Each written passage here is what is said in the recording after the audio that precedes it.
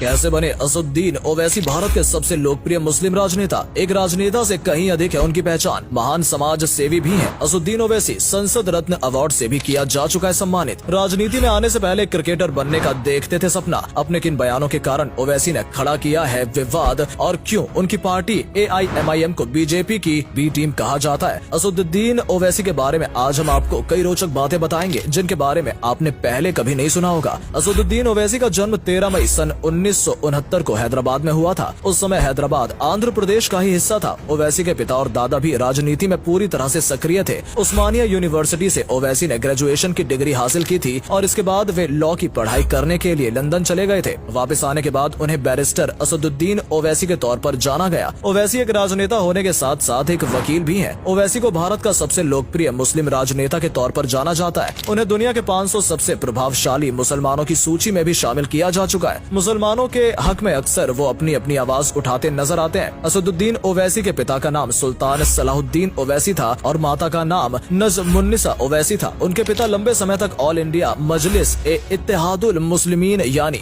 AIMIM के अध्यक्ष रहे थे और 20 सालों तक हैदराबाद से सांसद भी रहे थे। वर्तमान समय में असदुद्दीन ओवैसी के पास AIMIM की कमान है। AIMIM भारत की सबसे बड़ी राजनीतिक पार्टियों में से एक मानी जाती है। इसकी स्थापना सन 1927 में ब्रिटिश भारत के हैदराबाद राज्य में नवाबों के द्वारा की गई थी। आजादी के बाद असदुद्दीन ओवैसी के दादा अब्दुल वाहिद ओवैसी ने पार्टी की बागडोर अपने हाथों में ले ली और तब से इनके खानदान के पास ही इस पार्टी की बागडोर है। असदुद्दीन ओवैसी ने सन 1994 में पहली बार हैदराबाद की चार मीनार विधानसभा से चुनाव लड़ा था और अपने पहले चुनाव में उन्होंने 40,000 से अधिक वोटों से जीत दर्ज की थी। इसके बाद सन 1999 में एक बार फिर उन्होंने शानदार जीत दर्ज की। साल 2004 में ओवैसी ने हैदराबाद लोकसभा सीट से चुनाव लड़ा और इस बार भी उन्होंने ऐतिहासिक जीत दर्ज की। तब से लेकर आज तक वो हैदराबाद के सांसद हैं और लोकसभा के मेंबर हैं। साल 2014 में ओवैसी को संसद रत्न अवार्ड से सम्मानित किया जा चुका है। वो संसद में हमेशा ही सक्रिय रहते हैं। जनहित के मुद्दों पर वो अक्सर अपने विचार व्यक्त करते हैं। हालांकि कई बार उनके विचार विवाद का रूप ले लेते हैं। ओवैसी ने तेलंगाना की सभी मस्जिदों में इमाम के लिए हर महीने 5,000 रूपए पेंशन की शुरुआत भी की है, जिसका फायदा आज 9,000 से अधिक इमाम को हो रहा है। शिक्षा और स्वास्थ्य के क्षेत्र में ओवैसी ने काबिले तारीफ काम किया है। उनके ट्रस्ट सालार ए मिल्लत के तहत देश भर में 12 कॉलेज, 9 हाई स्कूल और 2 हॉस्पिटल संचालित किए जाते हैं। ओवैसी स्कूल ऑफ एक्सीलेंस और दक्कन मेडिकल कॉलेज की गिनती भारत के टॉप शिक्षा संस्थानों में होती है। इसके अलावा पॉलिटेक्निक, फार्मेसी और इंजीनियरिंग के कॉलेजों में बेस्ट एजुकेशन भी दी जाती है। ओवैसी हॉस्पिटल में 2500 से अधिक बेड्स की व्यवस्था है, तो वहीं उनके दूसरे हॉस्पिटल में भी 1500 बेड्स मौजूद हैं। उनके हॉस्पिटल को एशिया के सबसे साफ और हाइजीन हॉस्पिटल होने का पुरस्कार भी दिया जा चुका है। हर साल हजारों लाखों लोग उनके अस्पताल में मुफ्त उपचार का लाभ ले रहे हैं। हैदराबाद में ओवैसी के द्वारा एक पुलिस ट्रेनिंग कैंप भी चलाया जाता है, जहां गरीब बच्चों को मुफ्त में पुलिस की ट्रेनिंग दी जाती है। साथ ही वो महिलाओं और बालिकाओं के लिए कई ट्रेनिंग कैंप और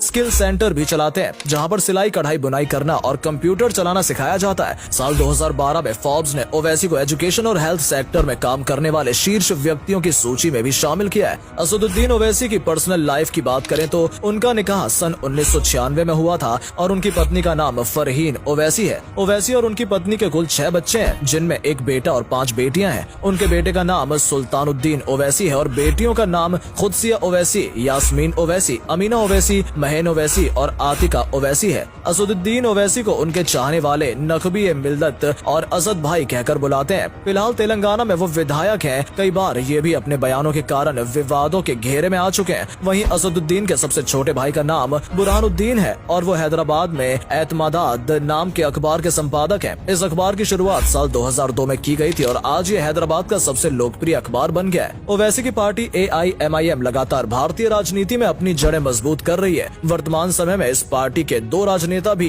भारतीय संसद के भी सदस्य हैं। सन 1984 से लेकर आज तक AIMIM ही हैदराबाद की सीट से चुनाव जीतती आई है। साल 2014 में तेलंगाना के विधानसभा चुनावों ने पार्टी के 7 विधानसभा सीटें जीती थी, जिसके बाद चुनाव आयोग ने इसे राज्य पार्टी का दर्जा दे दिया था। साल 2020 में बिहार ने भी AIMIM 5 विधानसभा सीटें जीत चुकी और धीरे धीरे अन्य राज्यों में भी ये पार्टी अपने पैर पसार रही है। भले ही पार्टी की कमान मुसलमानों के हाथ में है, लेकिन पार्टी खुद को सेक्युलर मानती है। हैदराबाद के नगर निगम चुनावों में पार्टी ने कई हिंदुओं को भी टिकट दिया था और नगर निगम का मेयर भी बनाया था। अन्य राज्यों के चुनाव भी पार्टी हिंदू उम्मीदवारों के मैदान में उतर चुकी है। ओवैसी को बहुत से लोग केवल एक मुस्लिम राजनेता के तौर पर देखते हैं, लेकिन कई बार वे मुसलमानों के अलावा अन्य जरूरी मुद्दों पर भी अपनी आवाज उठाते नजर आते हैं। किसी भी धर्म या संप्रदाय के खिलाफ जुर्म होता है तो ओवैसी उस जुर्म के खिलाफ जरूर आवाज उठाते हैं। वो ISIS जैसे आतंकी संगठन का कई बार विरोध कर चुके हैं। कुछ साल पहले ओवैसी ने मुसलमानों को हज यात्रा के दौरान दी जाने वाली सब्सिडी का भी विरोध किया था और कहा था कि इस पैसे का इस्तेमाल महिलाओं को शिक्षित करने के लिए किया जाना चाहिए।